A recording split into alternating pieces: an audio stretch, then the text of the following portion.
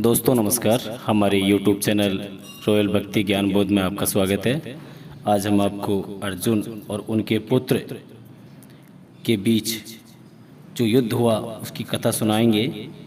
दोस्तों, अर्जुन ने अपने आप को श्री कृष्ण को समर्पित कर दिया था। अर्जुन होता हुआ भी नहीं था, इसलिए कि उसने जो कुछ किया अर्जुन के रूप में नहीं, श्री कृष्ण के सेवक के रूप में किया। सेवक की चिंता स्वामी की चिंता बन जाती है। अर्जुन का युद्ध अपने ही पुत्र बब्रुवाहन के साथ हो गया, जिसने अर्जुन का सिर धड़ से अलग कर दिया और कृष्ण दौड़े चले आए। उनके प्रिय सखा और भक्त के प्राण जो संकट में पड़ गए थे। अश्वमेघ यज्ञ का घोड़ा बब्रुवाहन ने पकड़ लिया और घोड़े की देखभाल की जिम्मेदारी अर्जुन पर थी।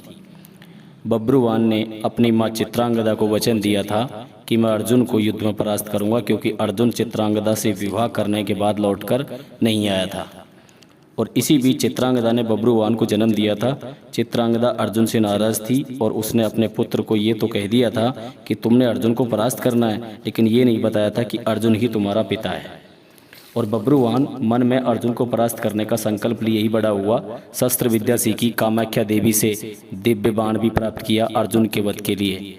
और अब बब्रुवाहन ने अश्वमेघ के अश्व को पकड़ लिया तो अर्जुन से युद्ध अवश्यंभावी हो गया और बब्रुवाहन ने मूर्छित कर दिया। और फिर अर्जुन और बब्रुवाहन का भीषण संग्राम हुआ। अर्जुन को परास्त कर पाना जब असंभव लगा तो बब्रुवाहन ने कामाख्या देवी से प्राप्त हुए दिव्य बाण का उपयोग कर अर्जुन का सिर धड़ से अलग कर दिया। श्री कृष्ण को पता था कि क्या होने वाला है, और जो कृष्ण को पता था वही हो गया। वो द्वारका से भागे भागे चले आए। दाऊ को कह दिया, देर हो गई तो बहुत देर हो जाएगी, जा रहा हूँ। कुंती विलाप करने लगी, भाई विलाप करने लगे। अर्जुन पांडवों का बल था, आधार था, लेकिन जब अर्जुन ही ना रहा तो जीने का क्या लाभ। माँ ने कहा, बेटा तुमने बीच मझधार में ये धोखा क्यों दिया। माँ बच्चों के कंधों पर इस संसार से जाती है और तुम मुझसे पहले ही चले गए। ये हुआ कैसे, ये हुआ क्यों।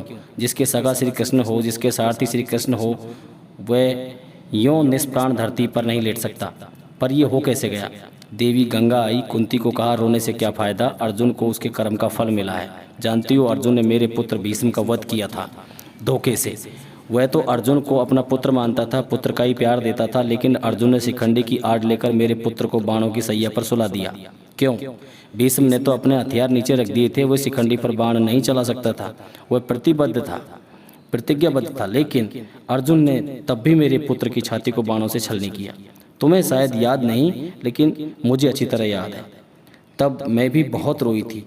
अब अर्जुन का सिर धड़ से अलग है। बब्रुवाहन ने जिस बाण से अर्जुन का सिर धड़ से अलग किया, वह कामाख्या देवी के माध्यम से मैंने ही दिया था।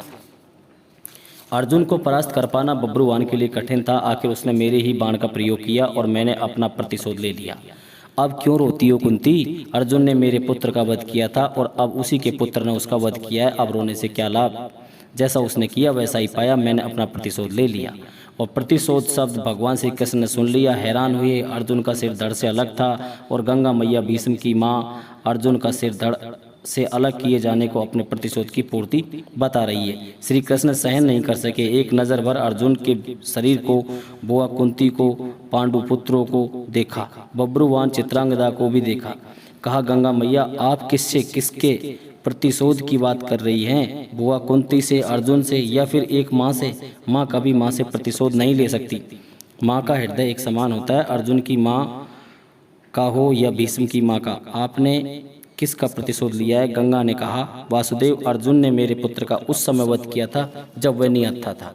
क्या ये उचित था। मैंने भी अर्जुन का वध कर दिया उसी के पुत्र से। क्या मैंने गलत किया। मेरा प्रतिशोध पूरा हुआ।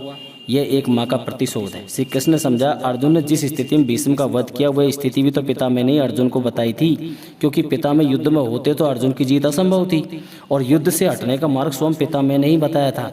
लेकिन यहाँ तो स्थिति और है। अर्जुन ने तो बब्रुवाहन के प्रहारों को रोका ही है, स्वयं प्रहार तो नहीं किया, उसे काटा तो नहीं। और यदि अर्जुन ये चाहता तो क्या ऐसा हो नहीं सकता था। अर्जुन ने तो आपका मान बढ़ाया है। कामाख्या देवी द्वारा दिए गए आपके ही बाण का प्रतिशोध लेकर आपने पिता में का, अपने पुत्र का भी भला नहीं किया। गंगा द्विधाम पड़ गई। श्री कृष्ण के तर्कों का उसके पास जवाब नहीं था। पूछा, क्या करना चाहिए। जो होना था सो हो गया, आप ही मार्ग सुझाएं। श्री कृष्ण ने कहा आपकी प्रतिज्ञा पूरी हो गई, उपाय तो किया ही जा सकता है, कोई रास्ता तो होता ही है। जो प्रतिज्ञा आपने की वो पूरी हो गई, जो प्रतिज्ञा पूरी हो गई तो अब उसे वापस भी लिया जा सकता है। यदि आप चाहें तो क्या नहीं हो सकता, कोई रास्ता तो निकाला ही जा सकता है। गंगा की समझ में बात आ गई और माँ गंगा ने अर्जुन का सिर धड़ से जोड़ने का मार्ग सुझा दिया। ये कृष्ण के तर्कों का कमाल था, जिस पर श्री कृष्ण की कृपा हो, जिसने अपने आप को श्री कृष्ण को सौंप रखा हो, अपनी चिंताएं सौंप दी हो, अपना जीवन सौंप दिया हो, अपना सर्वस्व सौंप दिया हो, उसकी रक्षा के लिए श्री कृष्ण बिना बुलाए चले आते हैं। द्वारका से चलने पर दाऊ ने कहा था, कान्हा अब अर्जुन और उसके पुत्र के बीच युद्ध है, कौरवों के साथ नहीं, फिर क्यों जा रहे हो? श्री कृष्ण ने कहा था, दाऊ अर्जुन को पता नहीं कि वह जिससे युद्ध कर रहा है वह उसका पुत्र है, इसलिए अनर्थ हो जाएगा और मैं अर्जुन को अकेला नहीं छोड़ सकता। भगवान और भक्त का नाता ऐसा ही है, दोनों में दूरी नहीं होती, और जब भक्त के प्राण संकट में हो तो भगवान चुप नहीं बैठ सकते। अर्जुन का सारा भाव हो और श्री कृष्ण दूर रहे, ये हो ही नहीं सकता। याद रखें, जिसे श्री कृष्ण मारना चाहें कोई बचा नहीं सकता, जिसे वो बचाना चाहे उसे कोई मार नहीं सकता। अर्जुन और श्री कृष्ण एक ही हैं, जिन्हें नर और नारायण के नाम से जाना जाता है।